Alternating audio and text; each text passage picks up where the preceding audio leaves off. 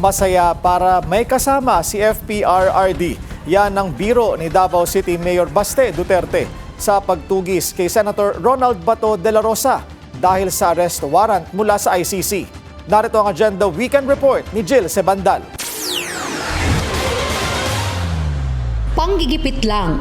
Yan ang tawag ni Davao City Mayor Baste Duterte sa arrest warrant ng ICC sa kaalyadong si Senator Bato de la Rosa. Isa siya sa itinuturing na kasabwat ni dating Pangulong Rodrigo Duterte sa kasong Crimes Against Humanity dahil sa drug war campaign ng kanyang administrasyon. Sa Rage Coalition rally sa Davao City, may hirit din na biro si Baste. Tingnan nyo na nangyari sa Senate, nagputukan. Kaya gusto na naman nila kunin si Bato, ipadala doon sa ICC. Nalungkot ako. At the same time, medyo masaya rin kasi may kasama na yung tatay ko doon if ever that will happen. Yeah, it's a bad joke. It's a bad joke. Pinangunahan ni Mayor Baste ang pagtitipon ng kanilang mga taga-suporta kasama si former Congressman Mike Defensor. Sa kabila ng hinaharap na impeachment case ni VP Sara, mainit ang pakikisa sa kanilang alyansa. Duterte! Duterte! Duterte!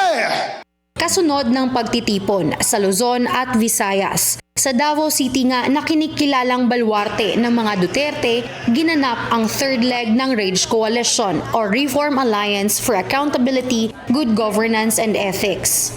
Kabilang sa koalisyon ang mga grupong Reform PH, PDP Laban at Partido Reforma. At sa pagtitipon sa Davao, nakiisa na rin ang Hugpong ng Pagbabago o HNP. Salamat na marami. Utang loob po namin sa mamayang Pilipino ang suporta nyo kay Inday Sara Carpio Duterte dahil alam natin na siya makakaganda sa mamamayang Pilipino inshallah sa kinabukasan ng ating mga anak. Ayon kay Mike Defensor, mahalagang magkaisa ang mga taga-suporta para may patuloy ang kanilang mga adhikain.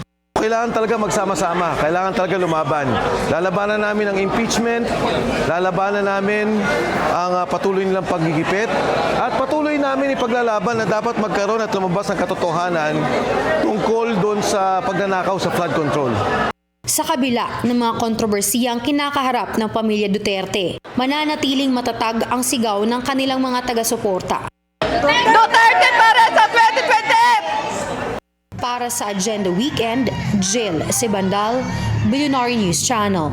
Manatiling nakatutok sa Billionaire News Channel. Sumubaybay sa aming social media accounts at mag-subscribe sa aming YouTube channel para sa mga eksklusibong balita at storya.